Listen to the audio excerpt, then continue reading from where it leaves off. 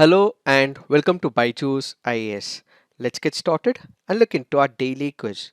Let's look into the first question. The Battle of Saraighat was fought in 1671 between British and the Burmese empires, Bakhtiyar Khilji and Kamata Kingdom, Kukis in Northeast and the British, Ahoms of Assam and the Mughals. The answer to this is Ahoms of Assam and the Mughals. Why have we taken this practice question? Because this article here makes a mention of Battle of Saraighat. When we speak about the Battle of Saraighat, what is it? This is a battle between Ahoms of Assam and the Mughals. Why? Because there was a growing rivalry between the Mughals and the Ahoms. The Mughals had an intended objective of expanding their empire. So they also wanted to enter into the northeastern part as well. But the Ahoms of Assam were strong in themselves and they were able to prevent the onslaught of the Mughal empire. This had resulted in hostility. This had resulted in animosity between the Ahom dynasty as well as the Mughal empire. Added to this, there was also political issues. Finally, it resulted in Battle of Saraighat in the year 1671. In fact, during this Battle of Saraighat, large number of people were present in the Mughal empire, but the numbers were weaker on the Ahom dynasty. How were they able to prevent? That is because they had an understanding of the terrain near the Brahmaputra river. They had a clear-cut understanding of the terrain. They also had the advantage of guerrilla warfare as well. They had military intelligence, how the Mughal were operating, and at the same time, they were able to exploit the weaknesses of the Mughal force, which is primarily based on the naval force. Since they were able to exploit the weaknesses of the Mughal empire, this had resulted in turning towards the favor of the Ahoms of Assam. So this Battle of Saraighat was the last battle, last chance for the Mughals to extend their empire into the Assam. Now let's look into the next practice question. Consider the following pairs. Tiger Reserve on one side and the state the Tiger Reserve is present on the other side. Indravati Tiger Reserve, Chhattisgarh, Valmiki Tiger Reserve, Bihar, Kaval Tiger Reserve, Telangana, Mudumalai Tiger Reserve, Tamil Nadu. Which of the above pairs are correctly matched? The answer to this is 1, 2, 3 and 4. Why have we taken this practice question? Because this article here makes a mention of Mudumalai Tiger Reserve. Where is this Mudumalai Tiger Reserve? This is located in the Nilgiri district of Tamil Nadu. This happens to be part of the Nilgiri Biosphere Reserve and was declared as a tiger reserve back in the year 2007. Now if we look into the other options, yes, Indravati Tiger Reserve is in the state of Chhattisgarh, Valmiki Tiger Reserve is in the state of Bihar, Kaval Tiger Reserve is in the state of Telangana, and as we just discussed, Madumalai is in the state of Tamil Nadu. Since all the options are correctly matched, the answer to this would be 1, 2, 3 and 4. Now let's look into the next practice question. Koduvalai during the Chola rule refers to land revenue system, administrative divisions, military establishment, system to elect members. The answer to this is system to elect members. Why have we taken this practice question? Because this article here makes a mention of Kuduvalai system. What is this Kuduvalai system? This can be broken down into two words. One happens to be Kuda, the other happens to be Olai. What is this Olai? Olai here stands for dried leaf. What is this Kuda? Kuda stands here for pot. So what would happen? Under this system that was prevalent in the Chola Empire, this was a system of electing the people. So what would happen? Names would be written on olai, which is nothing but the dried leaves, and then this will be put in the pot and people would be asked to select one of their candidates. So what would happen? They will elect their members to the annual committees, garden committees, tank committees and other committees for about 30 watts.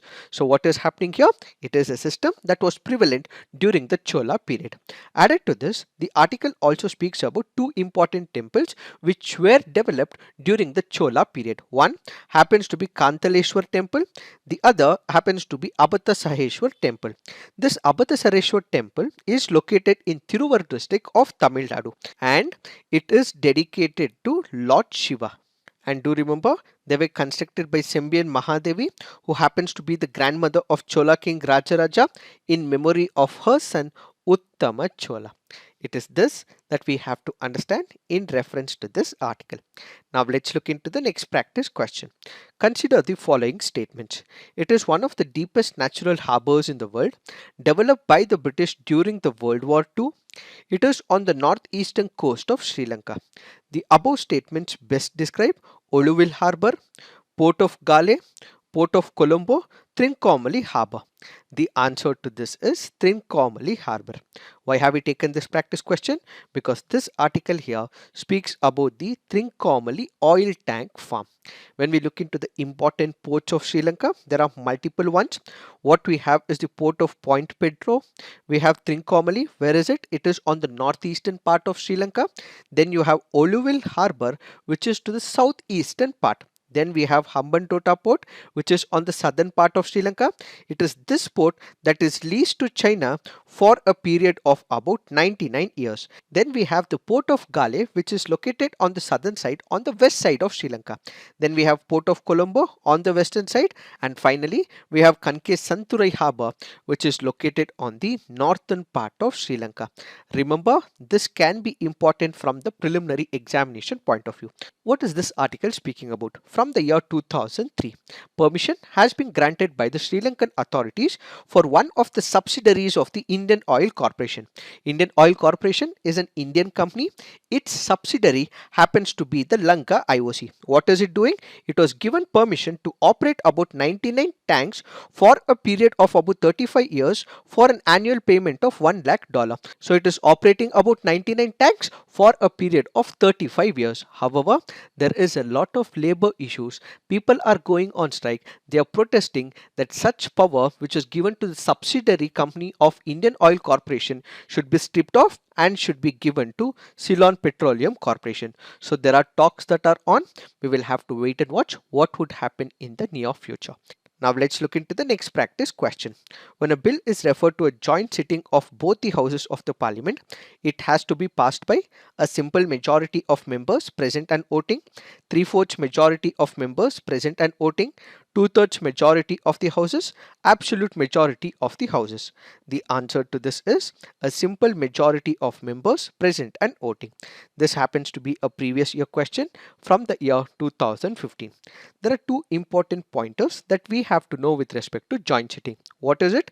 Joint sitting can only take place for the ordinary bills. It can only take place for the financial bills, but it cannot take place for the money bill where it is the Lok Sabha which has the advantage. It cannot take place for the constitutional amendment bills. Why?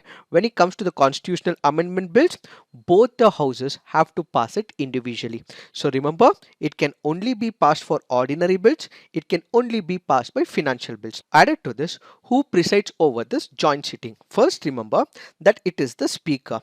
If the speaker is not available, what we will have is the deputy speaker. What if the deputy speaker is not available? Then the deputy chairman of the Rajya Sabha presides. So it is not the chairman, but instead it is the deputy chairman. What if the deputy chairman is also not present? One person, as determined by the members present in the joint sitting, will ensure that one person is selected and he takes over the presiding of the joint sitting. It is this that we have to understand in reference to this practice question. Now let's look into the fact of the day. The fact of the day for today's discussion is landslide and flood early warning system. We have the Council of Scientific and Industrial Research, National Geographical Research Institute. It has launched what is called as the Environmental Seismology Group. What will this Environment Seismology Group do? It will try and identify what are the inherent issues in the Himalayan region, and over a period of time it will collect data and statistics from the seismological networks coupled with satellite data, numerological modeling as well as geomorphological analysis. So after considering all of this, in case there are any problems in the Himalayan region which can be anticipated, the same is given to the government so that any disasters that can occur can be prevented.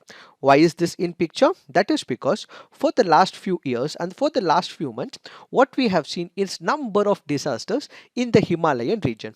It can be in the form of floods, it can be in the form of avalanches, it can be in the form of multiple other disasters like the landslide as well.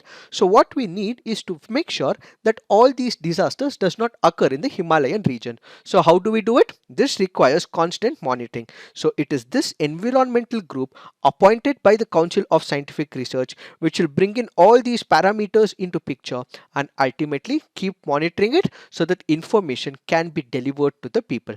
In the earlier scenarios, because of all these disasters, large number of people lost their lives. So if these people can give information prior to that particular event, then large number of people's lives can be saved, economic activity can be suspended, and we would be able to save the lives of the people as well. Added to this, if this information can be given, the government can also use it as part of the public policy initiative and infrastructural development. How? For example, we might not have idea that one particular project will bring large scale ramifications to the environment and also to the economy. So if this initiative gives information to the government of the state, what will it help in? It will help in planning of the infrastructure development of dams, power plants and other projects by the government of that respective state. So basically this will have the economic, social and saving of lives in the country. Added to this, the article speaks about the Council of Scientific and Industrial Research. This happens to be a research and development organization. It covers a broad spectrum of science and technology projects from the fields of oceanography, geophysics, chemicals, biotechnology, nanotechnology, mining, instrumentation, environmental engineering, so on and so forth.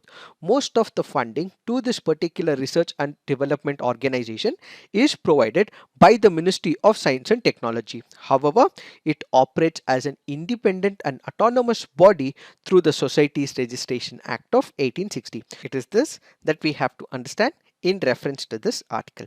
So this is it for today. Thank you for watching. All the best.